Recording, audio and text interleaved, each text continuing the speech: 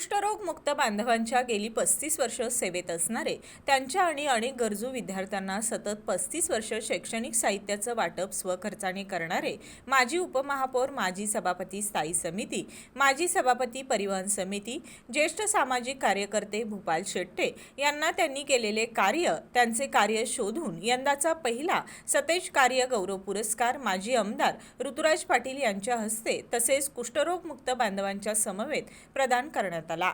आमदार सतेज पाटील यांच्या वाढदिवसानिमित्त सतेज काव्य मंचाच्या वतीनं राजश्री शाहू स्मारक भवन येथे आयोजित भव्य सतेज काव्य संमेलनात हा सन्मान करण्यात आला। 5,000 रुपये, 25,000 रुपयांची पुस्तकं आणि सन्मानचिन्ह देऊन माजी उपमहापौर भूपाल शेट्टे यांना गौरवण्यात आलं। पुरस्काराच्या मिळालेल्या रकमेत 20,000 रक्कम वाढवून काव्य संमेलनाच्या माध्यमातून कार्य करणाऱ्यांना प्रेरणा मिळावी यासाठी त्यांनी ती रक्कम दिली असल्याचं सांगितलं।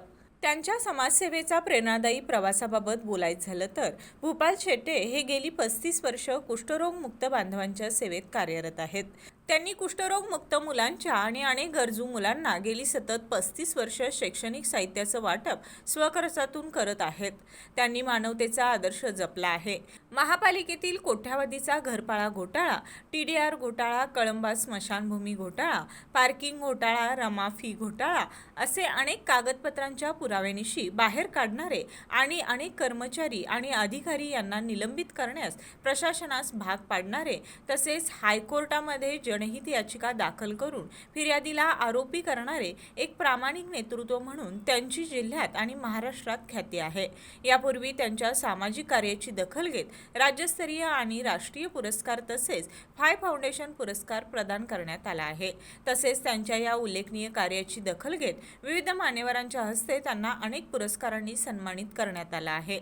तसेच त्यांच्या कुष्ठरोग मुक्त बांधवांच्या सेवा केल्याबद्दल त्यांना पद्मश्री डॉक्टर बाबा आमटे, डॉक्टर विकास आमटे, भारतीय शास्त्रज्ञ डॉक्टर वसंतराव गोवारीकर, सिने अभिनेते दिलीप कुमार कमल हसन, भारतीय अणुऊर्जा आयोगाचे अध्यक्ष डॉक्टर चिदंबरम, पंडितराव कुलकर्णी यांच्या हस्ते त्यांना सन्मानित करण्यात आला आहे। तसेच गानसम्राज्ञी लता मंगेशकर यांनी त्यांच्या कार्याची प्रशंसा केली आहे। आता सतेज कार्य गौरव पुरस्कार मिळाल्यानं त्यांच्या कार्याला आणखीन एक मानाचा तुरा लाभला आहे।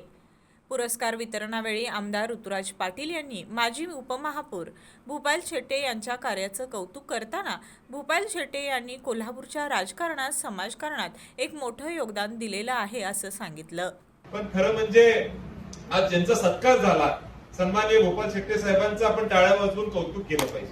कारण मागच्या 5 वर्षांमध्ये जेव्हा मी आमदार होतो तेव्हा त्यांच्याबरोबर काम करण्याची संधी माझ्यासारख्या कार्यकर्त्याला मिळाली। ते सिनियर आहात, त्यांनी गेले अनेक वर्ष या क्षेत्रामध्ये काम केलेलं आहे आणि आम्ही कधीच त्या ठिकाणी विसरू शकत नाही।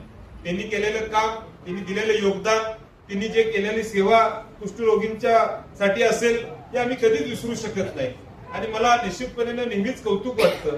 मला वाटते त्यांच्या मतदारसंघामध्ये जेव्हा मी बाहेर जातो तेव्हा त्यांच्या वॉर्डमध्ये गेल्यानंतर ते मला नेहमी हमखास मला वाटते कुष्ठरोगींच्याकडे त्या ठिकाणी घेऊन जातात। मला सांगतात तुम्ही 10 ठिकाणी कमी जावा पण आमच्या या भागामध्ये त्या ठिकाणी आलं पाहिजे। कारण त्यांनी केलेली सेवा ही त्यांना दाखवण्याची इच्छा का असते, कारण त्यामधून त्यांना एक समाधान आतापर्यंत मिळत आले आहे।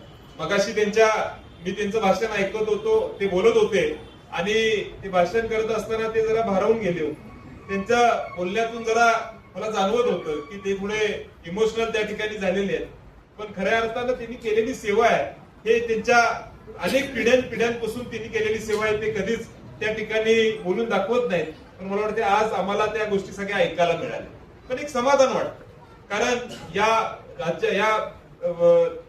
समाजानं आपल्याला दिलेल्या ज्या गोष्टी आहेत त्याला परतफेड कुठेतरी केली पाहिजे। मला निश्चितपणे शेट्टे साहेब सांगायचं आहे की आपण नेहमी म्हणत असतो की कुठली गोष्ट शक्य नसती, शक्य करायचं सामर्थ्य आपल्यामध्ये असलं पाहिजे आणि ते तुमच्यामध्ये आहे। म्हणून आज खऱ्या अर्थानं तुम्ही या सर्वांची सेवा या ठिकाणी करू शकला। तुमची येणारी पुढची पिढी देखील प्रसाद असेल, तुमच्या घरातले सर्व घटक असतील, हे देखील ही परंपरा पुढे चालू ठेवतील अशी अपेक्षा या माध्यमातून करतो। यावेळी डॉक्टर वसंत भागवत, अनिल ममाणे, मिलिंद यादव, अंतिमा कोल्हापुरे, सुरेश केसरकर तसेच कवी, विविध क्षेत्रातील मान्यवर उपस्थित होते।